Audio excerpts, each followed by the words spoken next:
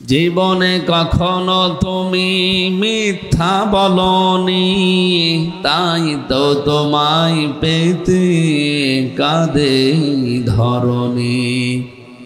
তোমারই মতো নেতা পেলেও গো ফুটতো সুখেরি গোলাপ চামেলি বকুল।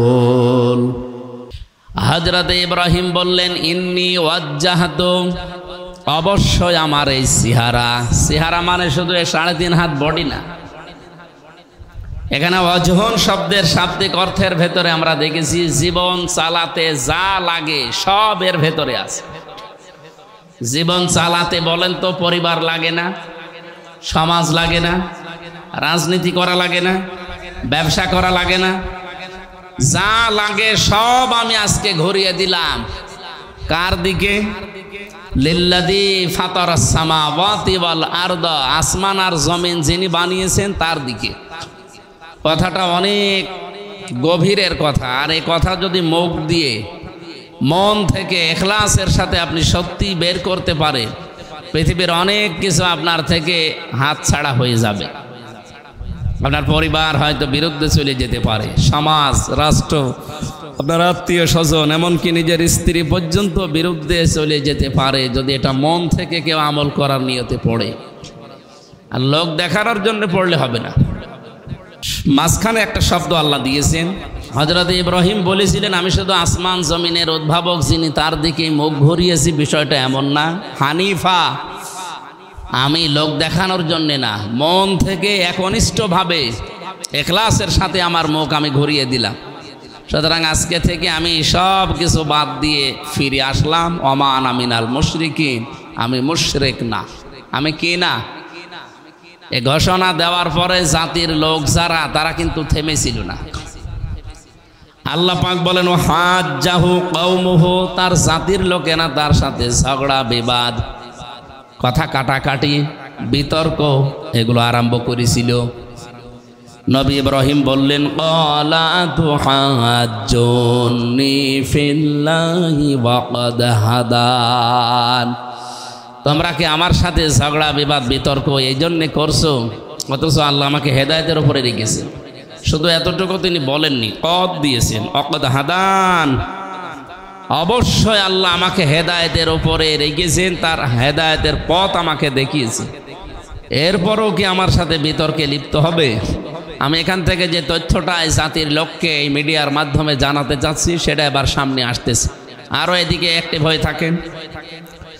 ওয়ালা আখাফু মা তুশরিকুনা বিহি ইল্লা ইয়াশা রাব্বি শাইআ, ওয়ালা আখাফু, আমি ভয় করি না, মা তুশরিকুনা বিহি, তোমরা যে সমস্ত বিষয়কে শিরিক করো আল্লাহর সাথে, এই বিষয়গুলোকে আমি পরোয়া করি না, পাত্তা দেই না, ভয়ও পাই না।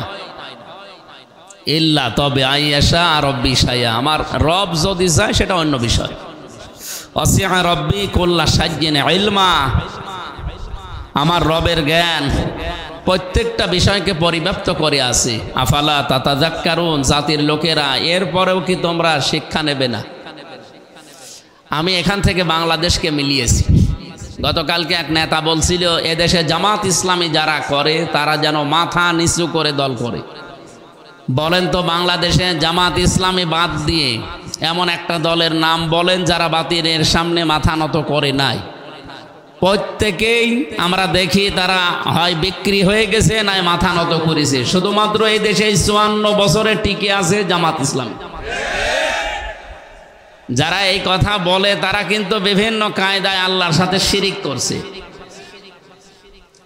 হযরত ইব্রাহিম এবার একটা সুন্দর কথা বললেন, কাইফা আখাফু মা আশরাকতুম ওয়ালা তাখাফুনা আন্নাকুম আশরাকতুম বিল্লাহি মা লাম ইউনাজ্জিল বিহি আলাইকুম সুলতানা। জাতির লোকেরা, তোমরা যে বিষয়ে আমাকে ভয় করো, ভয় দেখাও, শিরিক করো তোমরা যে বিষয়গুলো নিয়ে, তোমরা আল্লাহর সাথে শিরিক করে যদি ভয় না পাও, আমি আল্লাহর সাথে শিরিক করি না, আমি ভয় পাবো কোন কারণে? বাংলাদেশে যারা ইসলাম নিয়ে রাজনীতি করে তারা আল্লাহর সার্বভৌমত্ব এই দেশে প্রতিষ্ঠা করতে চায়, ভয় তো তাদের থাকার কথা না। আর এইটার ভেতরে অগ্রগামী অগ্রগণ্য হয়ে আছে বাংলাদেশ জামাত ইসলামী। আপনি যাই মনে করেন ভেতর থেকে আপনার এই কথাই আসবে। তাছাড়া 11 জন মানুষ জীবন দিয়ে গেল অলরেডি, বাইরের দেশে ছিল আমেরিকাতে, সেখান থেকে এসে জীবন দিল মীর কাশেম আলী শহীদ রহমতুল্লাহ আলাইহি। তারা পারতো না হাসিনার মতো পালিয়ে যেতে, তারা তো ছিলই ওই দেশে। এ দেশে না আসলেই তো তারা বেশি থাকতে পারতো এতদিন, যদি আল্লাহ হায়াত দিত। নিজেরা নির্দোষ ছিল, নিজেরা আল্লাহর আইনের পক্ষে ছিল, এই জন্যে তারা ভয় পায়নি। আর যে মানুষগুলো আল্লাহর আইনের বাইরে অন্য কোনো আইন প্রতিষ্ঠা করতে চায় তাদের সবচাইতে বেশি ভয়, এই জন্য তারা আগেই পালায়। আপনি দেখবেন যারা মানুষের তৈরি করা আইন প্রতিষ্ঠা করতে চায়, ট্রাকের চাকা বাস্ট হলে তারা দৌড় দেয়। আমি নিজে দেখেছি, বিশাল আয়োজন, মাইক হাতে নিয়ে সেরকম বক্তব্য চলছে, হঠাৎ কে যেন একটু আওয়াজ দিয়েছে পেছন থেকে, ধর, ও নেতা পালিয়েছে।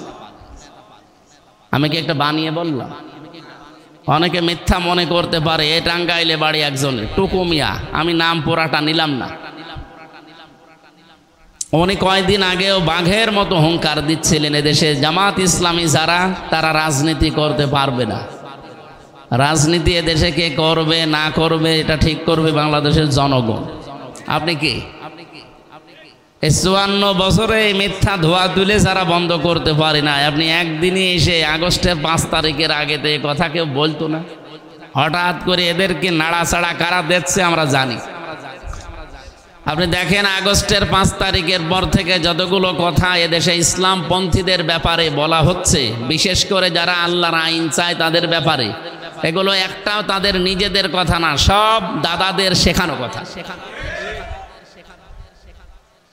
তাদের সর্বোচ্চ পর্যায়ে যে লোকটা আছে সেই লোকটা পর্যন্ত কয়েকদিন আগে দেশের হাজারো ইসলামপন্থী তাওহীদি জনতার মানে মুখে বুকে রক্তক্ষরণ আরম্ভ করে দিয়েছে। তারা এটা বলতে চাচ্ছে এই দেশে যেন চরমপন্থা এবং মৌলবাদীর অভয়ারণ্য না হয়। আমরা এই কথার বিকল্প আরেকটা কথা তৈরি করে অলরেডি বলেছি, এই দেশে যেন পাথর দিয়ে মানুষ মারা আর চাঁদাবাজদের অভয়ারণ্য না হয়।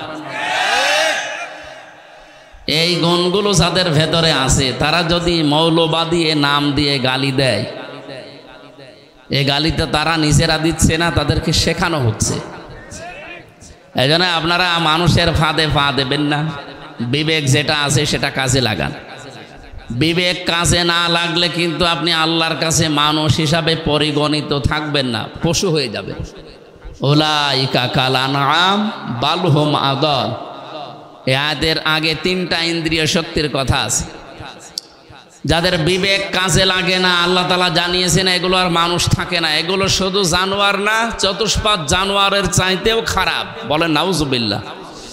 আমি তো আয়াতগুলো পড়ি আর মাঝে মাঝে, প্রতিদিনে তো কোরআন পড়া লাগে, আয়াতগুলো পড়ি আর মাঝে মাঝে দেশের মানুষের চরিত্রের সাথে মিলিয়ে দেখি। এদেশে বহু মানুষ অলরেডি উপরে সূরাত সিরাতে মানুষ আছে, বাস্তবে তারা অলরেডি কুকুর, শ্রীগাল এবং শুকুরের চাইতেও খারাপ হয়ে গেছে।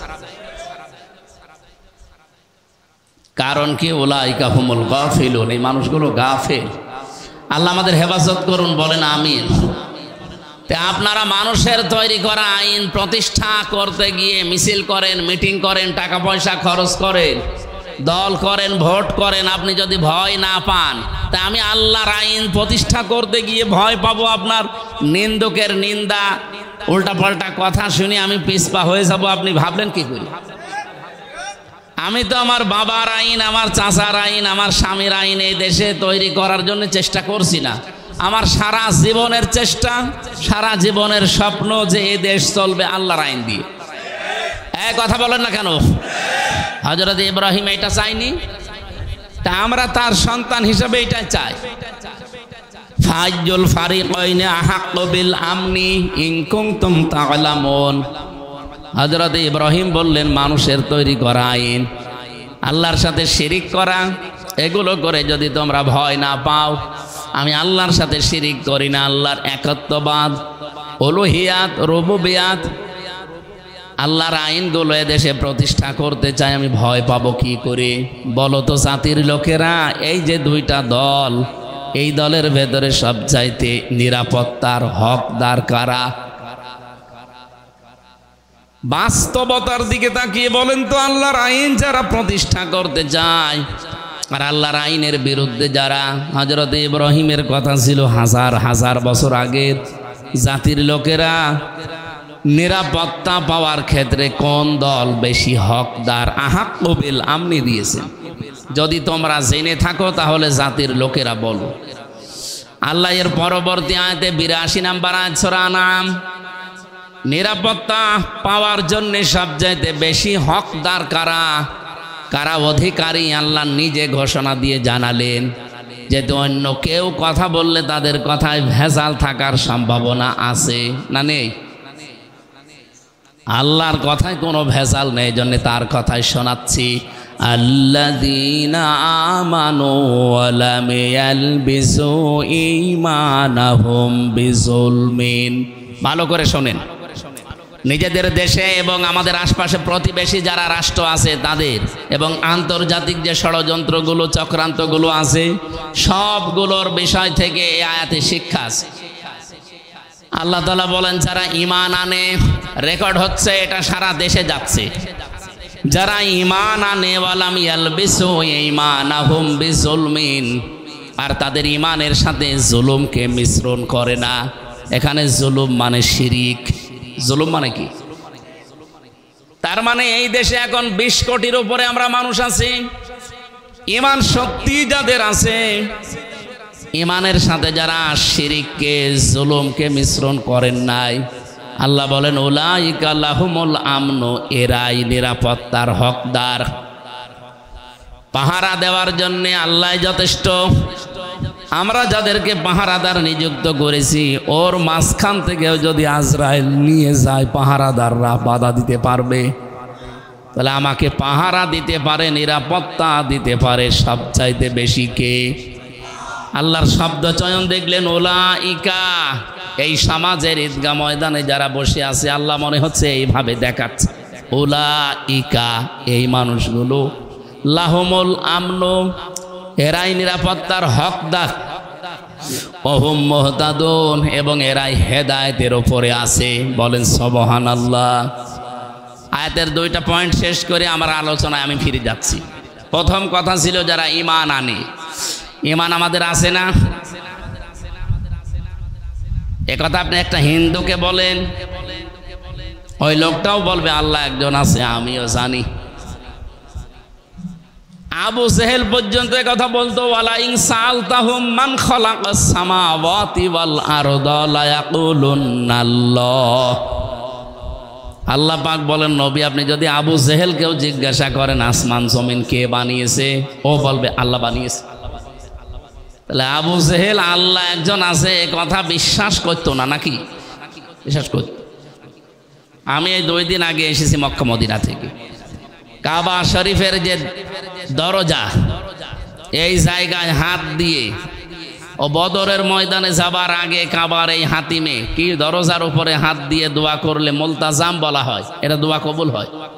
ও দোয়া করেছিল কাবার মালিক তুমি একজন আসো আমি জানি, মুহাম্মদের বিরুদ্ধে বদরের ময়দানে আমি যুদ্ধ করার জন্য যাচ্ছি, সত্যের পক্ষে যে আছে তাকে তুমি বিজয় দিও। ও আবু জেহেলের জীবনে একটা দোয়া কবুল হয়েছে, কারণ ও তো সত্যের পক্ষে ছিল না। সত্যের পক্ষে কে ছিল? মুহাম্মদ রাসূলুল্লাহ। তার পক্ষে ও দোয়া করছে যে সত্যের পক্ষে যে আছে তারে তুমি বিজয় দিও। ওর দোয়াও জীবনে একটা কবুল হয়েছে। কারণ কাবার এই মুলতাজাম নামক জায়গা যেটা দরজা, এটা এত দামি, এত পবিত্র আল্লাহর কাছে, এত মর্যাদা সম্পন্ন জায়গা যে 10 জায়গায় দোয়া কবুল হয় তার ভেতরে এটা একটা। আবু জেহেল না, শুধু আবু তালিব নবীর, আব্দুল মুত্তালিব নবীর দাদা, এই লোকটাও এখান দাঁড়িয়ে দোয়া করেছিল যেদিন আব্রাহা কাবা ভাঙতে আসে। সেদিন বলেছিল কাবার মালিক এ ঘর তো আর আমার না, আমি খাদেম, আমার গরু ছাগল উট ভেড়া ওগুলো ওরা নিয়ে গেছে, আমি ওইগুলো ফেরত নিয়ে আসতে যাচ্ছি, কিন্তু ঘর তোমার, তোমার দায়িত্বে দিয়ে দিলাম। ও কাবার দরজার সাথে চাবি ঠেকিয়ে ওই জায়গায় চাবি রেখে দোয়া করেছিল, আল্লাহ কি কবুল করে নাই? অথচ লোকটা কি মুসলমান? এই জায়গায় দাঁড়িয়ে দোয়া করলে কারোর দোয়া আল্লাহ আজ পর্যন্ত ফেরত দেয়নি। আমার মনে হয় এখন যারা বিভিন্ন কায়দায় মাথা চাড়া দিচ্ছে ইসলামের বিরুদ্ধে, কাবার এই মুলতাজাম নামক জায়গা ধরে 3 দিন আগেও দোয়া করে এসেছি যদি কবুল হয়। আমার সারা জীবনের স্বপ্ন আল্লাহ বাংলাদেশের চর্ম চোখে কোরআন দিয়ে সংসদ চলছে এটা যেন দেখে মরতে পারি, বলেন আমিন। আর কিচ্ছু দরকার নেই। কোরআন শরীফ যদি এই 92 ভাগ মুসলমানের এই 56,000 বর্গ মাইলের এই দেশে না চলে, তে আমাদের বেঁচে থেকে লাভ কি? আপনি আর কত, আর নাই 50-60 বছর বাঁচলাম, না আর 100 বছর বাঁচলাম, বলেন আমার কি লাভ আছে? খাবার খেলাম, সন্তান জন্ম দিলাম, জমি জায়গা হইলো, টাকা পয়সা হইলো, আমি মরে গেলাম। কি আমি চর্ম চোখে তো একটা মিনি জান্নাত দেখতে চাই। আর মিনি জান্নাত তৈরি হবে বাংলাদেশ তখন যখন কোরআন দিয়ে চলবে এই দেশটা। আপনি একবার একটু দেখেন না কেন? 56 বছর তো ধোকা খেয়ে খেয়ে অনেক কিছুই দেখলাম, কিছুই পাইনি। একবার একটু দেখা যায় না? এবার আমার মনে হচ্ছে এই কথার উপরেই সারা দেশের মানুষ জোট বেজেছে, একবার একটু দেখা যায় কিনা দেখি। পাগল পর্যন্ত বলছে যে এবার আমি দেখব। অন্তত পাগল যদি এ কথা বলে, আমরা কি পাগল নাকি? আমরা আমাদের বিবেক অনুযায়ী বলতে পারি যে এবার আমরা একটু দেখতে চাই যে কোরআন দিয়ে সংসদ চললে কেমন দেখা যায়। অনেকে বলছে চাঁদাবাজি বন্ধ হবে না যতদিন নির্বাচন না দেবেন। আরে পাগল, বন্ধ হওয়া কোনো ব্যাপারই না, শুধু কোরআনের কাছে একটু দিয়ে দেবে। চাঁদাবাজি বন্ধ হবে না, চাঁদাও বন্ধ হবে, বাজিও বন্ধ হবে।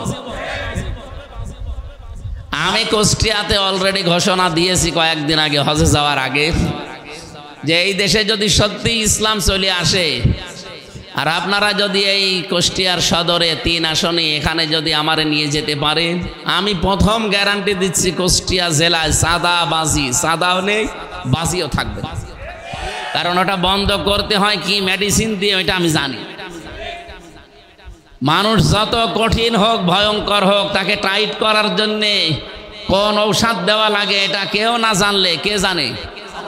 এজন্য উনি ওই ঔষধ দিয়েছেন যে সন্ত্রাসী বন্ধ করতে হলে কি লাগে, চোর মুক্ত করার জন্য কি লাগে, চাঁদাবাজি একদিনও লাগবে না, 1 ঘন্টায় বন্ধ হওয়া সম্ভব যদি ওটা কায়েম হয়। আমি ওখানে গলাকাটা মসজিদে গিয়েছিলাম, জিজ্ঞাসা করলাম কি এই জায়গায় হয়? বলছে এখানে গলা কাটা হয়, যারা জেনা করে সাক্ষ্য প্রমাণ যদি হয়ে যায় ওদের আর জেলে দেয় না। ওই দিনই নিয়ে এসে এই জায়গায় নামাজের পরে ঘোষণা দিয়ে গলা কেটে দেয়। বলেন তো ওইরকম একটা যদি এদেশে করা হতো, এদেশে যত শক্তিশালী পুরুষ হোক ওর স্বপ্নদোষ পর্যন্ত বন্ধ হয়ে যেত। যে কয়জনই আছেন এইদিকে তাকান, সব বন্ধ করেন, যান ওগুলো জমা দিয়ে দেন। সূরা বালাদ 20টা আয়াত আছে, একটা রুকু আছে। বালাদ মানে এই যে নগরী, সেটা বলছিলাম যে নিরাপত্তার নগরী মক্কা। আল্লাহ রাব্বুল আলামিন ওই নগরীর কসম দিয়ে আরম্ভ করেছিলেন এই সূরাটা। যেহেতু মক্কায় নাজিল হয়েছে, এখান থেকে একটা তথ্য আজকে আমরা পেয়েছি। কোরআনে কারিমে যে সূরাগুলো আল্লাহ দিলেন 114টা, 92টা আছে মক্কায় আর 22টা আছে মদিনায়। এই 114টার ভেতরে আমি হিসাব করে দেখলাম কেন মক্কা নামকরণ, কেন মাদানী নামকরণ। মক্কা এবং মদিনার এই সূরাগুলো চেনার যে বৈশিষ্ট্য আছে 8টা, তার ভেতরে 1 নম্বরে বৈশিষ্ট্য, মক্কায় যে সূরাগুলো আল্লাহ নাজিল করেছিলেন প্রত্যেকটা সূরায় আপনি দেখবেন ইয়া আইয়ুহান নাস বা ইয়া আইয়ুহাল ইনসান এই নামে আল্লাহ সম্বোধন করেছেন। তো মদিনাতে সেই সূরাগুলো আল্লাহ নাজিল করলেন সেখানে ইয়া আইয়ুহান নাস দেননি, দিয়েছেন ইয়া আইয়ুহাল্লাযীনা আমানু।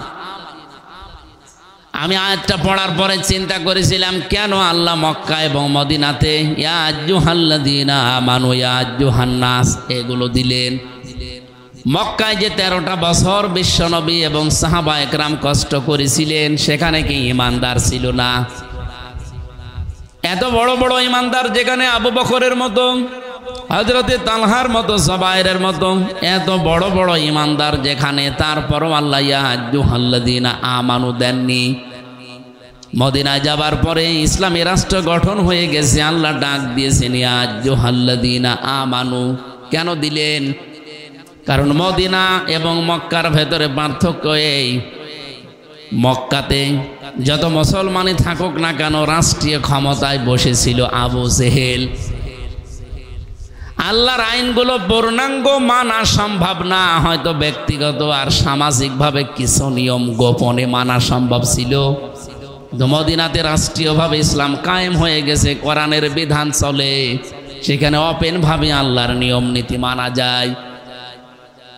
এখান থেকে আমি যেটা ছোট্ট মানুষ বের করতে পারি, যতদিন বাংলাদেশে ইসলাম রাষ্ট্রীয়ভাবে কায়েম না হবে, এই দেশে আল্লাহর বিধান নির্ভয়ে যতদিন মানা না যাবে, ততদিন আল্লাহর দৃষ্টিতে আমরা পাক্কা ইমানদার না। আপনি আরো চিন্তা ভাবনা করেন, অনেক কিছু বের করতে পারবেন এখান থেকে। আপনি যত বড় জব্বা গায়ে দিয়ে, আমি তো জব্বা কম বড় গায়ে দেয়নি, পা পর্যন্ত আমার জব্বা, যত বড় পাগড়ি মাথায় দেন, হাতে যত বড় তসবিহ নিয়ে হাঁটেন না কেন, যারা রাষ্ট্রীয়ভাবে ইসলামকে কায়েম করার বিপক্ষে বলে না এগুলো ঝামেলার কাজ, দুনিয়ার কাজ, আমরা ওর ভেতরে নেই, আমরা দ্বীনের প্রচারে আসি। তে মক্কায় কি সাহাবায়ে কেরাম দ্বীনের প্রচার গোপনে করেন নাই? কত কিছু করার পর আল্লাহ ইয়া আইয়ুহাল্লাযীনা আমানু বললেন না কেন? কারণ এমন একটা রাষ্ট্রে তারা বসবাস করতেন যে রাষ্ট্রীয়ভাবে সুদ চলতো, ঘুষ চলতো, মানুষ হত্যা চলতো। আমাদের দেশেও এখনো কম যাচ্ছে না, এদেশেও এখন রাষ্ট্রীয়ভাবে জেনা বিভিন্ন জায়গায় চালু হয়ে আছে, গলন্দ ঘাটে, যশোরে, এই কথা বলছে না কেন?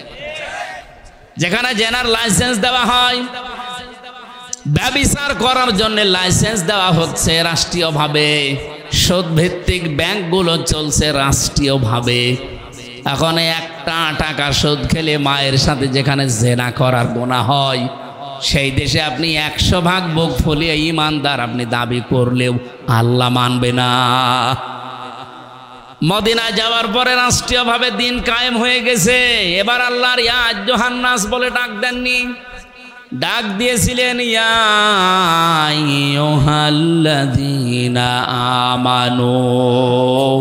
তার মানে এই মানুষগুলো এখন আল্লাহর দৃষ্টিতে পরিপূর্ণ ইমানদার। বলেন সুবহানাল্লাহ। আমরা এ দেশে কি ইয়া আইয়ুহান নাস থাকতে চাই না ইয়া আইয়ুহাল্লাযীনা আমানু হতে চাই? এটা যদি রাজনীতি মনে করে কেউ এড়িয়ে যান, তাহলে মক্কার জীবনের মতো সারা জীবন আপনি তাবলীগ করলে, দিন প্রচার করলেও আমানু আল্লাহর দৃষ্টিতে হতে পারবেন না, নাচ থেকে যাবেন। আমরা যারা বুঝি কোরআন হাদিস, সত্যি কথা বলছি কোরআন সামনে নিয়ে, এই জন্যে রাষ্ট্রীয়ভাবে এবার পাগল হয়ে গেছি দিন কায়েম, কোরআন কায়েমের জন্যে। যে যত কথাই বলুক না কেন, আমাদেরকে মেরে ফেলা ছাড়া এই রাস্তা থেকে কেউ বিরত রাখতে পারবে? কারণ আমি বুঝে শুনে এসেছি এ রাস্তায়। কুল হাদিহি সাবিলি আদউ ইলাল্লাহ আলা বাসীরাতিন আনা ওয়া মানিত্তাবা'আনি। নবী আপনি বলেন আমি আন্দাজে দল করি না, আন্দাজে মানুষকে ডাকি না, আল্লাহর দিকে আমি বুঝে শুনি ডাকি। এদেশে যারা দিন কায়েমের পথে আছে, জামাত ইসলাম বলেন, শিবির বলেন, আরও ইসলামী দল যারা আছে, আল্লাহর কসম তারা আন্দাজে করে না, বুঝে শুনি করে। কালকে কুষ্টিয়াতে যে অনুষ্ঠানে ছিলাম, একটা অফিস উদ্বোধনে, বিএনপি করত 20 বছর অত্যাচারিত নির্যাতিত একজন মাজলুম মানুষ, উনি এতদিন করেছে আবেগে। কালকে এসে আমার হাতে হাত দিয়ে বলছে আমি আজকে জামাত ইসলামের ফরম পূরণ করে এই দলে সারাটা জীবন থাকতে চাই। বললাম এই দল তো আর ওই রকম জেনারেল কোনো দল না, একবারে আকাশ থেকে উঠে আপনি যে উনি সহসভাপতি, আপনি সহসভাপতি, সেখান থেকে একবারে এসে আপনি এখানে সহসভাপতি হয়ে যাবেন না। এখানে নিয়ম আছে, পড়াশোনা করা লাগবে, পরীক্ষা দেওয়া লাগবে, এবং প্রতিদিন 15টা ঘর পূরণ করা লাগবে। আপনি নামাজ পড়েন জামাতে না একা একই, তাও লেখা লাগবে। কয়টা আয়াত পড়েছেন, বুঝে পড়েছেন না আন্দাজে পড়েছেন, ওইটাও লেখা লাগবে।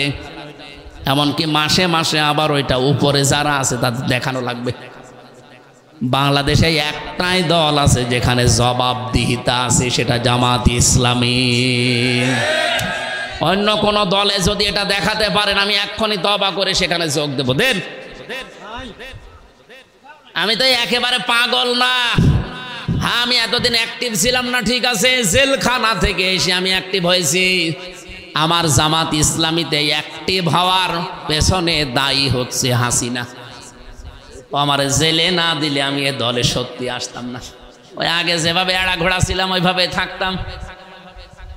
আপনি আমার ঝামেলা করে 3 বছর যদি আটক করে না রাখতাম, আমি যদি আমির জামাতের সাথে জেলখানায় এক ঘরে না থাকতাম, এ লোকটার যে আমল, তার যে ঈমান, আল্লাহর পর তার যে ভরসা আমি দেখেছি কাছ থেকে।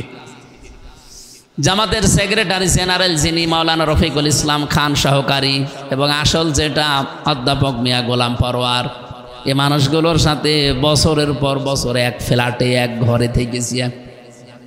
আমি এদের কাছ থেকে পড়াশোনা করা, ডিরেকশন নেওয়া, এই 3টা বছরে আমি পরিবর্তন হয়ে গেছি। এই জন্য আমি এখন দোষ দেই, দোষ না, আমার মনে হয় এটা নিয়ামত। হাসিনা যদি আমার সাথে এই না করতো তে আমি এতদিনও দিন কায়েমের বাইরে থাকতাম। ওই আগে যেভাবে অবিখা ওয়াজ করে খা, ওই ধান্দাই ছিল। অবিখা মানে কি? ওয়াজের বিনিময়ে খাদ্য। কাবি খা আছে না, কি সেটা? কাজের বিনিময়ে খাদ্য। আর অবিখা মানে আমি তো ওই ধান্দায় ছিলাম, এখন তার অভিখাই নেই।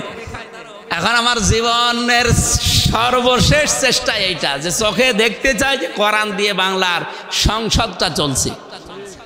300 এমপি ঘোষণা দিয়েছে, নমিনেশন দিয়েছে বাংলাদেশ জামাত ইসলামী থেকে, তার ভেতরে আলী আসগার সাহেব একজন না। 151 জন যদি দেশের মানুষ আল্লাহর রহমতে এবার এদেরকে পাঠাতে পারে, আপনি দেখবেন 5 বছর লাগবে না। আমিরে জামাত ঘোষণা দিয়েছে মাত্র 3 বছর সময় দেবেন, এই দেশ আমরা সত্যিই মিনি জান্নাত বানিয়ে দেব। আপনি টেকনাফ থেকে তেজদিলা পর্যন্ত হেঁটে যাবেন আপনার যুবতী মেয়ে নিয়ে, শুধু আল্লাহর ভয় ছাড়া কোনো ভয় থাকবে না। সেই গ্যারান্টি কোরআনে আছে না? ওটা শুধু কার্যকর করা দরকার।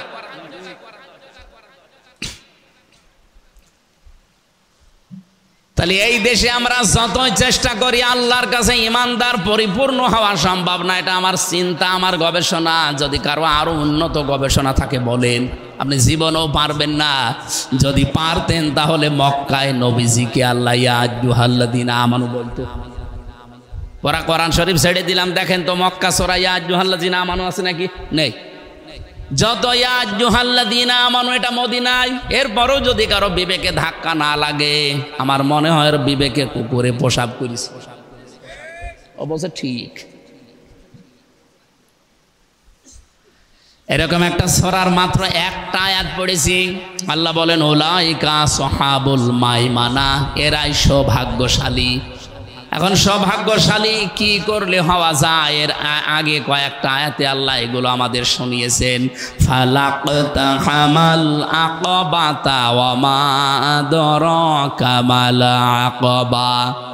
আল্লাহ রাব্বুল আলামিন বলেন, পৃথিবীর অনেক মানুষ আছে এরা গিরিপথ পার হতে রাজি না, কষ্টসাধ্য যে পথ এটা পার হতে রাজি না।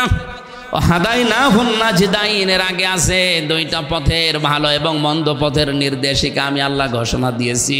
কিন্তু মানুষ ফালাকতাহামাল আকাবা, এরা আকাবা পার হতে রাজি না। আকাবা মানে গিরিপথ, কঠিন পথ, যেই পথ পাড়ি দিতে পারলে জান্নাত, যেই পথটা পাড়ি দিতে পারলে আপনি আল্লাহর জান্নাতি হয়ে যাবেন, সৌভাগ্যশালী হবেন, সফল হবেন। সেই কথাগুলো এবার আল্লাহ শোনাচ্ছেন। ওমা আদরাকা মাল আকাবা, আপনি কি জানেন হে নবী আকাবা কি? যে পথে মানুষ আপনার কথা শুনে যেতে চায় না।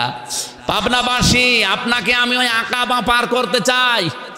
এই আকাবা যদি সত্যি আপনি এই গিরিপথটা পার হয়ে যেতে পারেন, পার হয়ে যেতে পারলে আল্লাহর বানানো জান্নাত রেডি হয়ে আসে। এটা তো আমি আয়াত এখন বানালাম। বলেন বলেন, আল্লাহ পাক বলেন এই আকাবা পার হয়ে জান্নাতে যাওয়া লাগবে। কিন্তু আপনার কথা শুনিতে সবাই আসে না। আপনি কি জানেন আকাবা কি? 1 নম্বরে আল্লাহ পরিচয় দিয়েছেন ফাক্কু রাকাবা। ফাক্কুন মানে মুক্তি, রাকাবা মানে দাস। এটা দাস মুক্তকরণ। এই পৃথিবীতে যেই দলের কর্মসূচিতে দাস মুক্তির কর্মসূচি আছে, এই মানুষগুলোই আকাবা পার হচ্ছে। আকাবা মানে মনে করেন একটা সাঁকো, একটা ব্রিজ, একটা পুল, একটা সেতু, এটা পার হয়ে ওই ওপারে জান্নাত। এটা মানুষকে আল্লাহর নবী জানিয়েছেন, কিন্তু অনেকে সাড়া দেয়নি। আল্লাহ বলেন, হে নবী, আপনি কি জানেন আকাবা কি? ফাক্কুর আকাবা, এটা হচ্ছে দাসত্ব মুক্তকরণ। একটা গর্দানে ছড়ি ঝোলানো আছে, দড়ি ঝোলানো আছে, দড়ি ছিঁড়িয়ে গর্দানটা মুক্ত করে দেওয়া। এটা তো বাংলা বললাম, এখনো বোঝেননি। দাসত্ব মুক্ত কি এটা? এটা ১৫০০ বছর আগে যেহেতু ছিল, মানুষ মানুষকে দাস বানিয়ে রাখতো, গোলাম বানিয়ে রাখতো। এখন আধুনিক ব্যাখ্যা হচ্ছে, আজ যারা পৃথিবীতে মানুষের তৈরি করা আইনের গোলামি করে, মানুষের নিয়ম নীতি বানিয়ে দিয়েছে, এইটাই যারা মেনে চলে, আল্লাহর গোলাম না হয়ে মানুষের দ্বারা দাসত্ব করে, মানুষের এই দাসত্ব থেকে যারা মুক্ত করার জন্য চেষ্টা চালাচ্ছে, এরা গিরিপথ অলরেডি পার হওয়া আরম্ভ করেছে। আর এটা বাংলাদেশের ৭৩টা দল। আপনি একদম নিরপেক্ষ মন দিয়ে, আমি তো কোরআন হাতে নিয়ে বলতে পারবো, এটা শুধুমাত্র জামাত ইসলাম করছে। এরা চেষ্টা চালাচ্ছে মানুষদেরকে এই পৃথিবীতে মানুষের দাসত্ব থেকে মুক্ত করে আল্লাহর দাস বানানো। এই কথা বলেন না কেন? আর দেখেন, সবাই চাচ্ছে যে মানুষের তৈরি করা আইন কায়েম করে মানুষকে আরো মানুষের দাস বানিয়ে রাখতে। কিন্তু এরা চাই না আমরা যেন মানুষকে আল্লাহর দাস বানাতে পারি। যে শৃঙ্খল দিয়ে গলায় শিকল দিয়ে বাঁধা আছে, ওই বাঁধা আমরা মুক্ত করতে চাই। এটা বিভিন্ন মাধ্যম থাকতে পারে, অনেকে অনেক মাধ্যম নিয়েছে, কিন্তু জামাত ইসলামী যে ভোটের মাধ্যমে এটা করতে চায়, এই দেশের সব মানুষ যেহেতু এই সিস্টেমে। আমরা দেখলাম ঢাকাতে বিশাল সমাবেশ হওয়ার পরে এক আলেম মন্তব্য করেছিল, ৫ লাখ না ৫ কোটি মানুষ এক জায়গায় হলেও ইসলাম কায়েম হবে না। হবে না, এটা আমরাও জানি। আর এটা ইসলাম কায়েমের মাধ্যমও না। কিন্তু ইসলাম কায়েম করার জন্য এই দেশে যদি আপনি এখন সশস্ত্র জিহাদ আরম্ভ করেন, সশস্ত্র যুদ্ধ আরম্ভ করেন, আপনি টিকে থাকতে পারবেন না। কি কথা বলছেন আমার? টিকে থাকতে পারবেন? আফগানিস্তানের মধ্যে দেশে কি পাহাড় আছে? পাহাড়ে লুকিয়ে থাকবেন? এই দেশের মানুষ যেইভাবে চলতেছে, ঠিক ওইভাবেই আপনাকে এগিয়ে যাওয়া লাগবে। এমনকি বিশৃঙ্খলা যেন না হয়, সেদিকেও খেয়াল রাখা লাগবে। মক্কা বিজয় হওয়ার মক্কা বিজয় হওয়ার পরে নবীজি নিজের স্ত্রী হযরতে আয়েশাকে ডাক দিলেন। হযরতে আয়েশা আনমনা হয়েছিলেন, তাকে বললেন, এদিকে খেয়াল করো। কি? তিনি বললেন, হে আয়েশা, এখন কিন্তু হাতে আমার ক্ষমতা, পুরা মক্কা আমি এখন ওলট পালট করে ফেলতে পারি। আমি যা বলবো মক্কায় তাই হবে। কথা বলে না কেন? এই মুহূর্তে আমার মনে চায় কাবা শরীফ যেইভাবে ছিল আমি যেন আবার ওইভাবে বানাই। আপনি এখন কাবা শরীফে দেখবেন চতুর্ভুজ করা, 4 কোণা। কাবা শরীফ একেবারে আদম নবী যখন বানায়, ইন্না আউওয়ালা বাইতি উযিআ লিন-নাস লাল্লাযী বিবাক্কাতা মুবারাক। আল্লাহ বলেন, পৃথিবীর প্রথম ঘর যেটা বানানো হয়েছিল ফেরেশতাদের এবং আদম নবীকে দিয়ে, সেটার নাম কাবা। ওই যে মক্কায় যেটা বাক্কা, এই মক্কা বা বাক্কায় যেটা প্রতিষ্ঠিত, ওইটা ওই সময় ছিল লম্বা, এই যে টেবিলের মতো লম্বা। কিন্তু এখন ওইভাবে আর কাবা শরীফ নেই, এখন হয়ে গেছে 4 কোণা। পাশে দেখবেন একটা জায়গা একটু ঘিরে দেওয়া আছে, হাতিমে কাবা বলা হয়, ওইটাও কাবার অংশ। ওর ভেতরে ফরজ নামাজ কেউ পড়ে না, বাইরে পড়ে। কারণ কাবা শরীফের ভেতরে ঢুকে যদি ফরজ নামাজ কেউ পড়ে, তাহলে কেবলা কোনটা? কাবা শরীফ একবার আগুন লেগে ধ্বংস হয়ে গিয়েছিল। কুরাইশ নেতা যারা, তারা ডাক দিয়ে বলেছে, আমরা কাবা আবার পুনর্নির্মাণ করতে চাই, কিন্তু হারাম টাকা দিয়ে না। কাবা ঘর বানাবো আমাদের হালাল টাকা দিয়ে। যার যার কাছে হালাল টাকা আছে নিয়ে আস। হালাল টাকা এক জায়গায় করে কাবা বানানো আরম্ভ করেছে। কিন্তু কাবা শরীফ পূর্ণাঙ্গ নির্মাণ হওয়ার আগেই টাকা শেষ। কারণ হারাম টাকা তো আর দেওয়া যাচ্ছে না। এই জন্য যেভাবে ছিল ওইভাবে করেই তারা আজ ১৫০০ বছর চালাচ্ছে। কাবা শরীফের যে এরিয়াটা, ওইটা এখনো ঘিরে দিয়েছে সরকার। এই ১৫০০ বছরই ঘেরা। ওখানে নামাজ পড়া হয় না, শুধু নফল আর সুন্নত পড়ে। ফরজ নামাজে 4 কোনা ঘর, তো এটা কাবার অংশ। উনি বললেন আয়েশা আমার মনে চায় এখন কাবা শরীফটা আমি আবার ওই আগের আকৃতিতে ফিরিয়ে দেই, কিন্তু আমার আকাঙ্ক্ষা আশঙ্কা হচ্ছে, ভয় হচ্ছে, এটা যদি করি তাহলে এই দেশে আবার বিশৃঙ্খলা আরম্ভ হবে।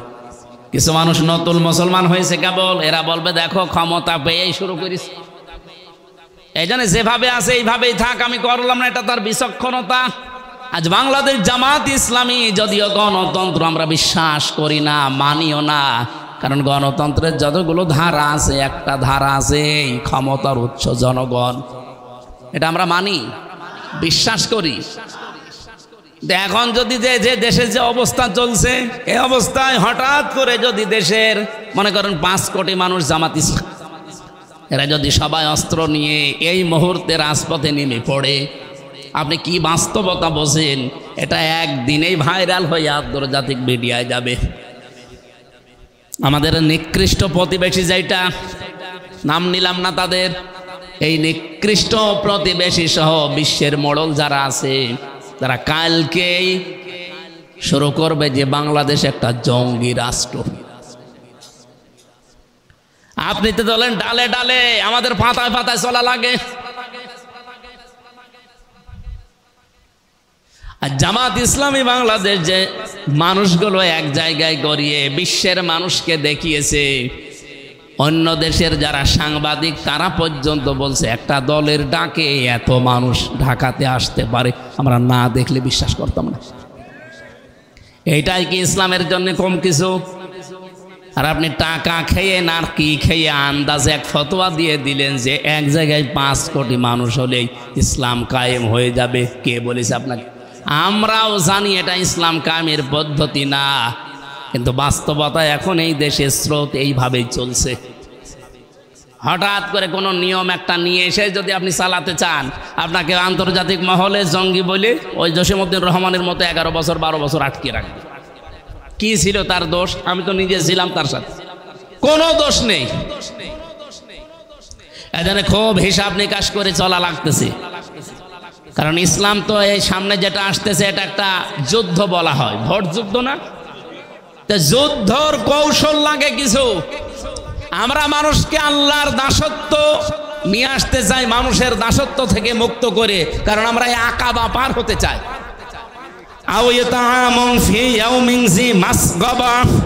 হে নবী, 2 নম্বরে তাদের কর্মসূচি থাকবে তারা এতিম মিসকিন অসহায় মানুষদের তারা পাশে চেয়ে দাঁড়াবে।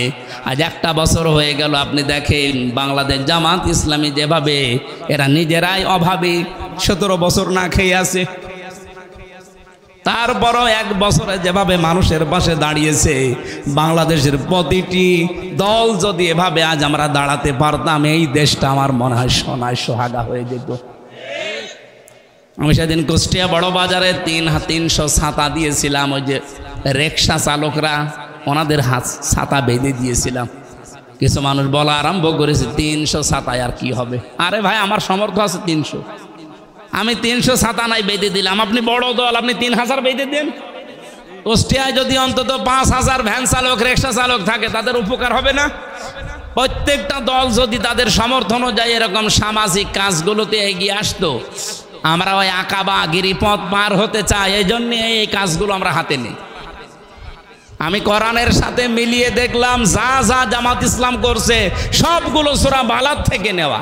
সুবহানাল্লাহ বলতে পারেন না? এরা যদি কোরআন কেন্দ্রিক জীবন যাপন করে, আর জামাত ইসলামী বাংলাদেশের প্রথম কাজই এইটা যে জামাত কর্মী যে হবে সে সমাজকর্মী হওয়া লাগবে। আপনি সমাজকর্মী না হয়ে জামাত কর্মী হতে পারবেন না। উড়িয়ে এসে জুড়ে বসে আমি সভাপতি না, আপনাকে আগে কাজ করে দেখাতে হবে যতটুকু ইনকাম করেন। আর বাংলাদেশে আমার মনে হয় একমাত্র একটাই দল আছে বাংলাদেশ জামাত ইসলামী, যাদের প্রত্যেকটা নেতা কর্মী কাজ করে খায়। কেউ চাঁদাবাজির সাথে যুক্ত আছে, চুরির সাথে যুক্ত আছে, মানুষকে ঠকিয়ে ধোঁকাবাজি করে খাওয়ায় যুক্ত আছে না, কারণ এরা কাজ করে খায়। আপনাকেও আহ্বান জানাচ্ছে আপনি কাজ করে খান, তাহলে চাঁদাবাজি করবেন না। আমি আমার খুলনা রেঞ্জের যিনি ডিআইজি আছেন ওনাকে কয়েকদিন আগে বলেছিলাম, কুষ্টিয়া এসেছিল, যে স্যার আপনার উপরে যারা আছে তাদেরকে বলেন, বাংলাদেশ পুলিশ প্রশাসনে যারা আছে এবং অন্যান্য দিক বিভাগে যারা আছে প্রশাসন কেন্দ্রিক, তাদের বিভাগটা যেন আলাদা করে দেয়। তারা কোনো নেতা খেতা নেত্রী কোনো মন্ত্রী এমপির কথা চলবে না, তারা চলবে সরাসরি তাদের আইজির কথা মতো। এ দেশটা এমনি ভালো হয়ে যাবে, মালয়েশিয়া যেমন চলছে। কোন নেতা খেতা ফোন দিলে যে অমুক কাজ করো, বালি নিয়ে যাচ্ছে, ওকে ধরে সুবহানাল্লাহ পড়াও না, ওরা সরাসরি শুনবে কার কথা? ওদের আইজির কথা। এভাবে চলতে দিন একটা বছর, অন্য কোনো কিছু লাগবে না, শুধু পুলিশ। আর 2 নাম্বার বলেছিলাম, ওদেরকে 8 ঘন্টা করে ডিউটি করে বাংলাদেশ সহ বিশ্বের যত জায়গায় আমি দেখলাম। 8 ঘন্টা 10 ঘন্টার উপরে ডিউটি কারো নেই। সুতরাং 8 ঘন্টার উপরে যারা ডিউটি করবে 2-5 ঘন্টা আরো বেশি, এই ওভার টাইম হিসাবে তাদের বেতন দেওয়া লাগবে। প্রশাসনে এটা নেই। পুলিশ আছে, জিজ্ঞাসা করে দেখেন, ওর 8 ঘন্টা না, ওর যদি 16 ঘন্টা 24 ঘন্টাও ডিউটি থাকে, ওই যে বেতন 15,000 কেন? 8 ঘন্টার পরে যেই কয় ঘন্টা ডিউটি ওদের বাড়তি হবে, ওদেরকে যদি আপনি ওভার টাইম হিসাবে টাকা দেন, ওরা কিন্তু এই রাস্তাঘাটে আর গাড়ি আটকিয়ে টাকা নেবে না।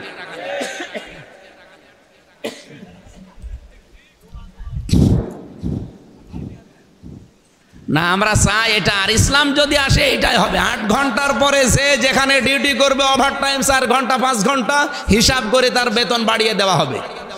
এই কথা বলে না কেন? একদিকে সে দুর্নীতিগ্রস্ত হবে না, 2 নম্বরে তার পরিবারটাও সচ্ছলতা ফিরে আসবে। এইগুলো না, খালি টাকা পাচার করো, টাকা পাচার করো। পাচার হওয়া টাকাগুলো যদি দেশে ফিরিয়ে আনতে পারতাম, যে যেই বিভাগে আজ বাংলাদেশে কাজ করছে যতগুলো বিভাগ, কেউ দুর্নীতি করতো না। অন্তত তার নিজের চাহিদা মিটে গেলে দুর্নীতি করবে কেন? আমরা চাচ্ছি এই ব্যবস্থা ফিরিয়ে আনতে। 3 নম্বরে আল্লাহ জানিয়েছেন, ইয়াতীমান যা মাকরাবা, হে নবী, নিকট আত্মীয়র ভেতরে যারা এতিম, ইয়াতীমান যা মাকরাবা, নিকট আত্মীয়র ভেতরে যারা এতিম, তাদের খোঁজ খবর নিন। আমরা যারা এই দেশে একামতের দিনের দায়িত্ব পালন করছি, অন্তত আমরা যেন এটা মেনে চলতে পারি। হ্যাঁ, অনেক ক্ষেত্রে সম্ভব হয় না আমাদের স্ত্রীর কারণে। সম্মানিতা মা বোনেরা, শুধু নামাজ পড়া, রোজা রাখা আর কালো বোরকা পরা ইবাদত না। আপনার স্বামীকে আপনি উদ্বুদ্ধ করবেন যে স্বামী তুমি যাই করো, অন্তত রক্তের সম্পর্ক যাদের সাথে আছে এদের হকগুলো আদায় করো। ওটাও নামাজের মতো সওয়াব পাবেন আপনি। আল্লাহ পাক বলেন, আও মিসকিনান যা মাতরাবা, তুরব থেকে এসেছে এটা। ধুলি মলিন যারা মিসকিন, অসহায়, এই মানুষগুলো নিঃস্ব মানুষ, তাদের কাছে আপনি এগিয়ে যান, তাদের অভাব অনটন কোনো দূর করার চেষ্টা করেন। এই সমাজ সেবামূলক কাজগুলো যদি সত্যি আমরা হাতে নিতে পারি, আল্লাহর কসম, আল্লাহর যে গিরিপথ, যে কষ্টের পথগুলো আছে, এটা পার হয়ে আমরা জান্নাতে যেতে পারবো ইনশাআল্লাহ। সুম্মা কানা মিনাল্লাযীনা আমানু ওয়া তাওয়াসাউ বিস-সাবরি ওয়া তাওয়াসাউ বিল মারহামা। এরপরে যে মানুষগুলো ঈমান আনে, সবরের, একে অন্যকে ধৈর্যের উপদেশ দেয়, উশৃঙ্খলা চরমপন্থা অবলম্বন করতে তারা বলে না। এত বড় কঠিন কঠিন পরিস্থিতি আমরা কিন্তু সামনে পার করছি, এরপরও কোনো চরমপন্থা আমরা অবলম্বন করি নাই। আমরা এই কর্মসূচিগুলো হাতে নিয়েছি। অথবা সাউবিল মারহামা, তারা একে অন্যকে রহমের উপদেশ দেয়, দয়ার উপদেশ দেয়। আল্লাহ রাব্বুল আলামিন এই আয়াতগুলো আমাদের জীবনে 100% যেন কায়েম করে দেয়। উলাইকা সাহাবুল মাইমানা, এরাই হচ্ছে ডানপন্থী। আর এই মানুষগুলো সৌভাগ্যশালী। যারা সৌভাগ্যশালী ডানপন্থী, তাদের জন্য আল্লাহ তার বানানো জান্নাত তৈরি করে রেখেছেন। আল্লাহ আমাদেরকে যেন ওটা উপহার দেন, বলেন আমিন। বারাকাল্লাহু লানা ওয়া লাকুম ফিল কোরআনিল আযীম, আল্লাহুম্মা আমিন। আল্লাহ তো ভালো করে জানে যে এর দুর্বল জায়গা কোথায়। চুরি করলে হাত কেটে দাও, একটা কেটে দেন। আমার এক দাদা ছিল সৌদিতে, উনি বলছিল যে ওযুখানা তো প্রত্যেকটা মসজিদের নিচে বেশি, বিশেষ করে কাবা শরীফ আর মসজিদে নববী, এর নিচ তলায় 2, 3 তলা, 4 তলা, 5 তলা শুধু ওযুখানা আর টয়লেট। উনি বলছে আমি এই লিফট দিয়ে নেমে গেলাম, চলন্ত সিঁড়ি আছে, যে দেখি ওযুখানায় একটা ঘড়ি, মোবাইল পড়ে আছে, মোবাইলের সাথে ঘড়ি সেট করা। দেখলাম এখানে তো ক্যামেরা দেওয়া থাকতে পারে, আর যদি ধরা পড়ে যায় হাত কেটে দেবে। দেশে গেলে মানুষ বলবে হাজী সাহেব চোর। এই জন্য তাকিয়ে দেখলাম আশপাশে অন্তত কেউ নেই, ক্যামেরাও নেই, তুলে নিলাম। মনের ভেতরে একটা ভয় যে আমি একটা হাজি মানুষ, কার জিনিস নিলাম। মসজিদে নববীর সামনে হারানো জিনিস যেখানে জমা দেয় ওই জায়গায় নিয়ে গেলাম। জিজ্ঞাসা করলাম, ভাই এই ঘড়িটার দাম কেমন হবে? আমার এটা সেদিন মালয়েশিয়া থেকে একজন দিয়েছে, এটার দামই নাকি 42,000 টাকা। তো উনি যে ঘড়ি পেয়েছেন, ঘড়িটা পাওয়ার পরে বললেন যে বাংলাদেশে হাজি হজ্জা তাই না বিলাদোকা, আপনার বাড়ি কোথায়? যে তুমি বাংলাদেশ থেকে এসেছি। যে এই ঘড়ি আপনি পেলেন কোথায়? টয়লেটের যে ওযুখানার পাশে পড়েছিল। তাহলে যে যা জমা দিচ্ছেন এই ঘড়ির দাম বাংলাদেশের টাকা অনুযায়ী কমপক্ষে 72,000 টাকা হবে। এখন যে টাকার মান, ওটা 16 সালে 1 টাকায় 22 টাকা হতো, এখন 1 টাকায় 33 টাকা।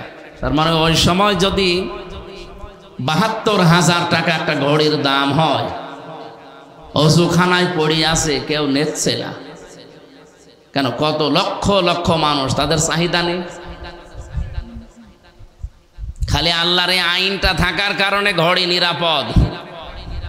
আমাদের দেশে 72 পয়সা থাকে, 72,000 কোটি টাকাও থাকবে যদি ওই আইনটা সংসদে ওই যেদিন স্বাধীন হয়েছিল ওই দিন কায়েম হয়ে থাকবে। বলেন, 1,500 বছর আগে এই আইনটা আল্লাহ কোরআনে দিয়েছেন, আস-সারিকু ওয়াস-সারিকাতু ফাকতাউ আইদিয়াহুমা জাযাম বিমা কাসাবা নাকালাম মিনাল্লাহ। এই 1,500 বছরে আজ পর্যন্ত ওই দেশে চুরি প্রকাশ্যে নেই, যদি গোপনে কেউ করে থাকে আলাদা। প্রকাশ্যে যদি চুরি হয় আর যদি ধরা পড়ে, ওর সঙ্গে সঙ্গে হাত কেটে দেবে। এমনকি নবীজি বলেছিলেন, আমার নিজের মেয়ে ফাতেমাও যদি চুরি করে তাও হাত কেটে দেবে। এইটা যদি সত্যি এই দেশে আমরা দেখতে পেতাম, চুরির জন্য এই ভয় আমাদের যায় এখন, এটা থাকতো। এই জন্য চাঁদাবাজি বন্ধ করা কোনো বিষয় না। কালকে ডিজিএফআই এর প্রধান যিনি আমাদের জেলায়, উনি এসেছিলেন দেখা করার জন্য। আমি বললাম, যে চাঁদাবাজি হয়, যে মানুষের সম্পদ জোর করে কেড়ে নেয়, আপনারা কি কিছু করেন না? আপনারা প্রশাসনে আছে, গোয়েন্দা বিভাগে আছে। তো হুজুর আমরা জানি, খালি দেখি। জানেন, দেখেন মানে আপনি দেখেন, আপনি জানেন। আমারে উল্টা প্রশ্ন করছে যে আপনি জানেন না চাঁদাবাজি করছে কারা?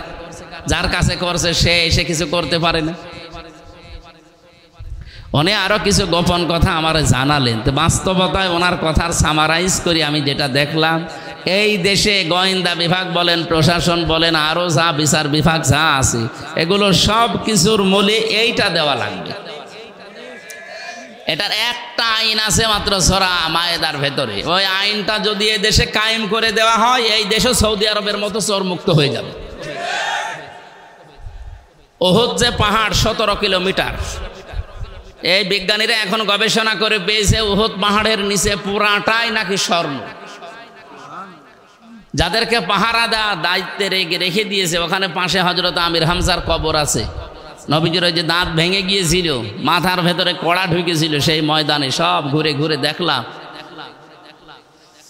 বলছে এখানে যারা দায়িত্বে আছে, আমার মনে হয় যদি বাঙালিকে দায়িত্ব দিত, এ পাহাড় স্বর্ণ সব খেয়ে ফেলত। এই যে সিলেটের পাথর খেয়ে ফেলেনি, কথা বলেন না কেন? আমি মালয়েশিয়া বিশ্ববিদ্যালয়, যেটা ইসলামিক ওই যে আন্তর্জাতিক, ওইটা ঘুরছিলাম মাঝখান দিয়ে, বিভিন্ন হোস্টেলের সামনে দিয়ে যাওয়ার সময় আমাদের কুষ্টিয়া বিশ্ববিদ্যালয় যত বড়, এর চাইতে 20 ডবল এত বড়। হঠাৎ একটা মোবাইল পড়ে আছে, খুব দামি মোবাইল, আইফোন। আমার সাথে থাইল্যান্ডের একটা ছেলে ছিল, আমারে বলছে ওনার ভাষা দিয়ে, হুজুর এই মোবাইলের পাশ দিয়ে যদি বাংলাদেশ আর ভারতের কোনো ছেলে মেয়ে হেঁটে না যায়, তো কিয়ামত পর্যন্ত এটা পড়ে থাকবে, কেউ নেবে। ও কি আমার দাম বাড়িয়ে দিল? বলছে বাংলাদেশ আর ভারতের ছেলে মেয়ে যদি এখান থেকে না যায়, এই মোবাইল এখানেই থাকবে। ও মোবাইলের দাম যতই হোক, কমপক্ষে লাখের ওপরে তো দাম হবে আইফোনের। ওদেশে কোরআনের আইন নেই, কিন্তু 120টা দেশের ছেলে মেয়েরা পড়ে ওখানে। আমি পিএইচডি করার জন্য ওখানে চেষ্টা চালাচ্ছিলাম।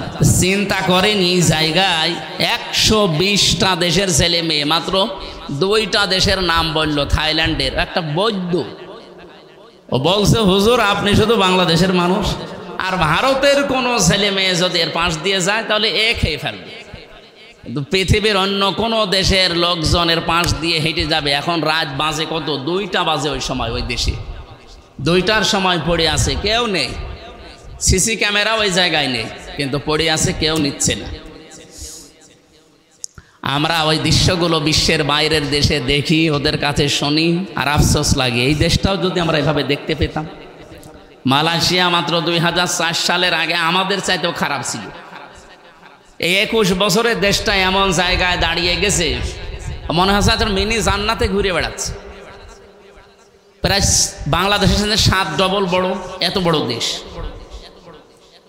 1200 কিলো, 1800 কিলো, 2000 কিলোমিটার খালি পাথর আর পাহাড় আর ওই যে মরুভূমি, 2 দিকে পাহাড়, রাস্তা মাঝখানে। 1500-2000 কিলোমিটার রাত্রে চলে যাচ্ছি, কোনো ভয় নেই ভেতরে। ড্রাইভারকে বলছিলাম এই যে এই গা সমসম করছে, আপনি যাচ্ছেন, কোনো ভয় নেই, শুধু আল্লাহর ভয় ছাড়া কেউ আপনার সামনে আসবে না। কি দেশ বানিয়েছে বলেন তো? আমরা এটা বানাতে চাচ্ছি ভাই। এই জন্য আমিরে জামাত আমাদের ডাক্তার শফিকুর রহমানের ঘোষণাগুলো সব স্পষ্ট, যে আমরা সরকারি গাড়ি পর্যন্ত নেব না, প্লট ফ্ল্যাটও নেব না। এমনকি 5 বছরে এমপি থাকাকালীন ওর একটা টাকা বাড়বে না, আরো যা টাকা আছে কমে যাবে। বাংলাদেশে এখন 73টার উপরে দল আছে। একটা দল এই ঘোষণা দেখত যে আমার দল থেকে যদি এমপি হয়, মন্ত্রী হয়, ওর 5 বছরে 1 টাকা বাড়বে না, যা আছে আরো কমে যাবে। আমার মনে হয় বাংলাদেশে কোনো দলের লোক এমপি দাঁড়াবে। ঝামেলা আছে, আমার লাভ কি? আপনি গ্যারান্টি দিয়ে বলেন, আমি কোরআন শরীফ মাথায় নিয়ে হাতে নিয়ে বলবো, আমার দল যে ঘোষণা দিয়েছে, অন্য কোনো দল যদি দিতে পারে আমি সেই জায়গায় যোগ দেব। বলেন। আরো আমার কুষ্টিয়ায় একজন ঘোষণা দিয়েছে যে 50 কোটি টাকা খরচ করলেও করব, তাও এই আসন আমার লাগবে। আপনার কি লাভ? 50 কোটি টাকা খরচ করে আপনার কোন লাভ আছে বলেন? আমার 1 টাকা খরচও নেই, 1 টাকা লাভেরও ধান্দা নেই। আপনি যদি 50 কোটি টাকা খরচ করেন, অবশ্যই আপনার 100 কোটি টাকা। হ্যাঁ, কথা বলেন না কেন? এতদিন এই ধোকাবাজি, প্রতারণা, মিথ্যা, এগুলো আমরা এই 54 বছর দেখলাম। এখন সবাই মনে হচ্ছে জোর বেঁধেই ফেলেছি। আপনার কাছে খারাপ লাগলেও এটাই সত্য। অনেকেই ভয়ে ভয়ে আছে, যদি পাস না করি তখন আমার অনেকে কি ঝামেলা হবে। আরে ভাই, আপনার ভয় কিসের? 100% গ্যারান্টি দিতে পারি এবার ইসলাম এই দেশে ক্ষমতায় যাবেই ইনশাআল্লাহ।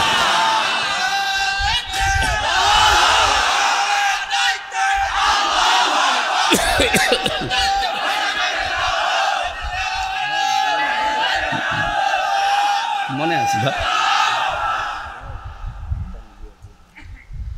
আমার ভাইরা, বিবেকের কাছে আপনারা যে প্রশ্ন রাখলাম, যারা আজ মানুষের তৈরি করা আইনগুলো জমিনে কায়েম করতে চায়, সে যে নামেই হোক, তারা যদি ভয় না পায় মিছিল মিটিং করতে, ভোট চাইতে, আপনার দুয়ারে দুয়ারে যেতে, আমি আল্লাহর আইন কায়েম করতে চাই, আমি ভয় পাবো কেন? বলেন, আমি কেন ভয় পাবো? আমি তো নিরাপত্তা পেয়েছি আল্লাহর কাছ থেকে, কারণ আমি ঈমান আনার মতো ঈমান আনার চেষ্টা করছি, এবং আমার ঈমানের ভেতরে কোনো শিরিক নেই, জুলুম নেই। আল্লাহ অবশ্যই আমাকে নিরাপত্তা দেবেন, এই গ্যারান্টি দিয়েছেন আল্লাহ নিজে। আর আমি নিজে দেখি আসলাম, আমাং দাখালাহু কানা আমিনা। আল্লাহ বলেন, আমার এই ঘরের ভেতরে প্রবেশ করো, নিরাপত্তা দিয়ে দেব। মক্কার এরিয়া কিন্তু শুধুমাত্র এখান থেকে এই খুঁটি পর্যন্ত না, 3.5 কিলোমিটার 4 কিলোমিটার মক্কার এরিয়া, মানে কাবা শরীফের এরিয়া এত বিশাল। মামনুন গয়রা মুসলিম তাদখুলু মামনুন গয়রা মুসলিম লেখা আছে, যে এই পর্যন্ত মুসলমান ছাড়া অন্য কোনো জাতির লোক প্রবেশ করতে পারবে না, যারা কাফের। তার মানে ওগুলো সব কাবার এরিয়া। যদি আগামীতে দরকার হয় তো বিল্ডিংগুলো ভেঙে দিয়ে এত বড় বিশাল চত্বর বানাবে, 3.5 কিলো 4 কিলো 5 কিলো দরকার হয়, খালি কাবার চত্বর বানিয়ে নেবে। তাহলে এই চত্বরটার ভেতরে যদি কেউ প্রবেশ করে, সে নিরাপত্তা পেয়ে যায় কার কাছ থেকে? আমি নিজে দেখেছি। আপনার বাবার হত্যাকারী আপনি কাবার এরিয়ার ভেতরে পাবেন, কিছু বলতে পারবেন না, অথচ আপনার বাবাকে সে মেরে এসেছে, কিচ্ছু করার কায়দা নেই ওই এরিয়ার ভেতরে। এমন শান্ত, এমন নিরাপত্তা দিয়ে দিয়েছেন আল্লাহ। এবার আমার প্রশ্ন, বাংলাদেশ কি কাবা শরীফ? এই কথা বোঝার চেষ্টা করেন, বাংলাদেশ কি কাবা শরীফ? তাহলে এই 56,000 বর্গ মাইল ঠিক ওই রকম নিরাপত্তার একটা নগরী বানানো দরকার না? কেন কাবা শরীফের এরিয়াস এই চত্বরটা আল্লাহর নিরাপত্তার চাদর দিয়ে ঢেকে দিয়েছেন কেন? এদিকে তাকান, কি শুনতেছেন আপনি? আমি কোরআন সরাসরি বলছি, সূরা আলে ইমরান, ওয়ামান দাখালাহু কানা আমিনা, এখানে প্রবেশ করো নিরাপত্তা দিয়ে দেব। তাহলে বাংলাদেশকেও যদি কাবা শরীফের মতো নিরাপত্তার নগরী শহর বানানো লাগে, কি করা লাগবে? ওখানে যেটা আছে এখানে সেটা নিয়ে আসা লাগবে। ওখানে কি আছে?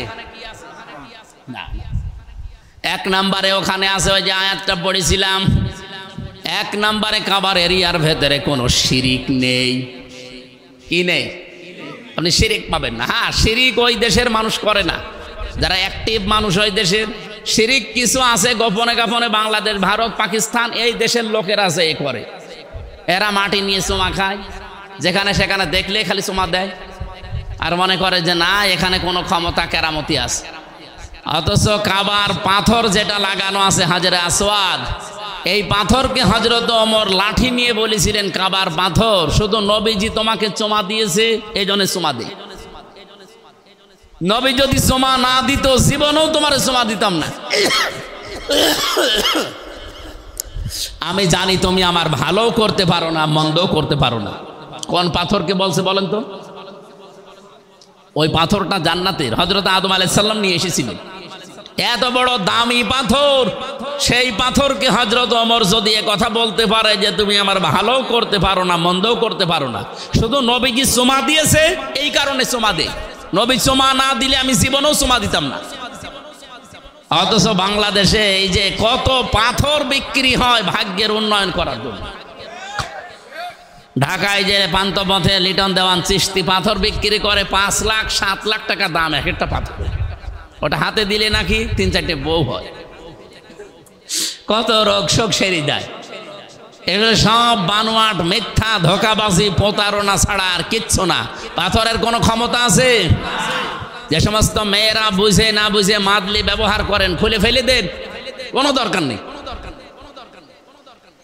যদি জিন, পরি বা অন্য কোনো আসর থেকে মুক্ত হওয়ার জন্য এটা দিয়ে রাখেন হাতে, গলায়, পায়ে, মাথায়, তাহলে প্রতিদিন ফজরে আর মাগরিবে ওরা নাচ পালাক পড়ে, আয়াতুল কুরসি পড়ে বুকের উপর ফু দেন, এইটাই কাজে লাগবে, আর এইটাই হাদিস। সুতরাং আমরা মনে হয় যারা পাথর ব্যবহার করে, মাদলি ব্যবহার করে, এগুলো খুলে ফেলা দরকার যদি আপনার ইমানে শিরিক রাখতে না চান। তাহলে নিরাপত্তা পাওয়ার প্রথম কাজ হচ্ছে শিরিক মুক্ত জীবন তৈরি করা, যেটা আমাদের জাতির পিতা ইব্রাহিম তৈরি করেছিলেন। আজ জাতির লোককে আমরা আহ্বান জানাচ্ছি, 56,000 বর্গ মাইল যদি আমরা আল্লাহর নিরাপত্তার চাদরে কাবা শরীফের মতো ঢেকে রাখতে চাই, এই দেশকে শিরিক মুক্ত করা লাগবে। কথা বলেন, এদেশে শিরিক নেই? সবচাইতে বড় শিরিক হচ্ছে এই দেশে আল্লাহর আইনের সাথে। এর ভেতরে 500 আইন আছে আল্লাহর, একটা আইনও এই দেশে এখন চলে না। এর আইনের বিপক্ষে যেগুলো সবগুলো চালু করেছে। এমনকি এই 15.5 বছরে হাসিনা থাকাকালীন সবচাইতে গুরুত্বপূর্ণ একটা বিষয়, এই যে 5 এবং 8 বৃত্তি পরীক্ষা হয় না, এই কথা বলেন না কেন? এই বৃত্তি পরীক্ষা হওয়ার সময় 100 মার্ক ছিল ইসলাম সম্পর্কে। এই ফ্যাসিস্ট সরকার এই 15 বছরের ভেতরে শিক্ষা ব্যবস্থায়, বিশেষ করে দীপুমণি আর এই নফেল, এই দুইজন দায়িত্বে থাকাকালীন এই 100 মার্কের যে ইসলাম নিয়ে প্রশ্ন আছে বৃত্তি পরীক্ষা, এগুলো সব তুলে দিয়েছে। আমি কয়েকদিন আগে এটা শুনলাম, আগে জানতাম না। জেলা স্কুলের একজন শ্রদ্ধাভাজন শিক্ষক আমারে বলছিলেন এই ষড়যন্ত্র হয়েছে, আপনারা জাতিকে সতর্ক করবেন, আবার যেন অন্তত 100 মার্কের কোরআন আর হাদিসের ওই প্রশ্নগুলো ঢোকানো হয়। কারণ এদেশে 92% আমরা মুসলমান। মানুষ তো লেখাপড়ার মাধ্যমে শিখবে নাকি, সেইগুলোই তুলে দিয়েছিল। ওরা সরাসরি বলে না যে এদেশে ইসলাম থাকবে না, কিন্তু ইসলাম যেন না থাকে সেই ব্যবস্থা সব করা হয়েছিল। একজন বউকে নাকি খুব পিটাতো, ওর বউ বলছে যেভাবে পিটাও আমার কি রাখবা না? কিলের ওজন দেখে টের পাও না? ওরা এই 15.5 বছরে এইটা করেছিল সরাসরি, কিন্তু অনেকেই হজ করে আসতো দেখতাম। এখন আবার অনেকেই নতুন ভাবে ওই রকম কাজ কারবার হাতে অলরেডি নিয়েছে। কালকে আমি কুষ্টিয়াতে এক অনুষ্ঠানে ছিলাম, এক লোক বলছে হুজুর আগেই ভালো ছিল। কেন? আচ্ছা, এ যা আরম্ভ হয়েছে, এ পাথর থাকে না, সে এক লোক চোর ছিল, এমন চোর, কাফন চোর। কাফন চুরি করতো, শুধু মানুষ মরে গেলেই ওই কবর থেকে কাফন চুরি করে বিক্রি করে দিত। চিন্তা করছে আমার নামই তো কাফন চোর। ছেলেকে বলছে আমি যদি মারা যাই তুই এমন কাজ করবি যেন আমার এই নামটা ঢেকে যায়, অন্তত আমার যেন আর খারাপ কেউ না বলে।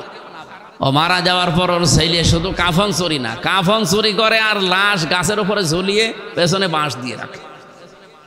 লোকজন বলছে ওর বাবাই তো ভালো ছিল, ওর বাবা তো কাফন চুরি করে নিয়ে চলে যেত, লাশ কবরে পড়ে থাকতো। আর এ কি শুরু করে, এই কাফন তো চুরি করে লাশ তুলে গাছের উপরে টাঙায় আবার পেছনে বাঁশ দেয়।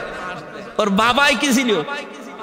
আমার মনে হচ্ছে এই দেশে কিছু মানুষ যা আরম্ভ করেছে, এই জন্যই কিছু মানুষ বলতেছে যে আগেই, আসলে তো আগে ভালো ছিল। আগে তো অন্তত পাথর দিয়ে মানুষ এভাবে মারা দেখি নাই, লঘি বইটা দিয়ে দেখেছি, পাথর দিয়ে দেখেছি। মানুষ খায় তা বলে পাথরও খেয়ে ফেলে। কি একটা সুন্দর দৃশ্য ছিল বাংলাদেশের ভেতরে, সিলেট, সে জায়গাটা এখন শ্মশান বানিয়ে ফেলেছে। আপনি চেয়ারে বসার আগেই যদি এভাবে খাওয়া আরম্ভ করেন, চেয়ারে বসিয়ে দিলে আপনি কিছু রাখবেন। এদেশের মানুষ এখন সব বোঝে, শুধু সময়ের অপেক্ষায় আছে এই জায়গা মতো টিপ দেওয়ার। এই কথা বলেন না কেন? আল্লাহ তুমি আমাদেরকে নিরাপত্তার এই কাবা শরীফের মতো এই ৫৬,০০০ বর্গ মাইল যেন নিরাপত্তার চাদরে আমরা ঢেকে রাখতে পারি, সেই তৌফিক দাও। আমি সূরা বালাদ থেকে আলোচনা করব বলে বসেছিলাম। আপনারা কি চলে যাবেন নাকি? সময় দেওয়া যাবে না, আধা ঘন্টা ৪৫ মিনিট এখনো আছে, থাকবেন না? কিছু গুরুত্বপূর্ণ মেসেজ আছে আয়াতের ভেতরে, যে আল্লাহর দৃষ্টিতে সৌভাগ্যশালী কারা।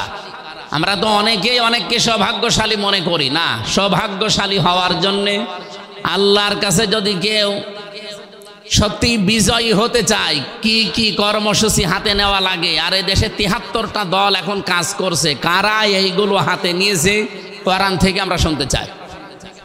এই আজ থাকবেন কারা কারা দেখি, হাত তোলেন তো। থাকবেন না, এমনি হাত তোলেনি কে দেখেন তো। আমি আশা করছি আধা ঘন্টা আপনারা থাকবেন। কারা কারা থাকবেন দেখি, লিল্লাহে তাকবীর। আমি হাত তুলিয়েছি ২-৩ মিনিট সময় নিয়ে আমরা আলোচনায় চলে যাচ্ছি। এনারা এই খরচের জন্য আহ্বান জানাচ্ছে পেছন থেকে বারবার।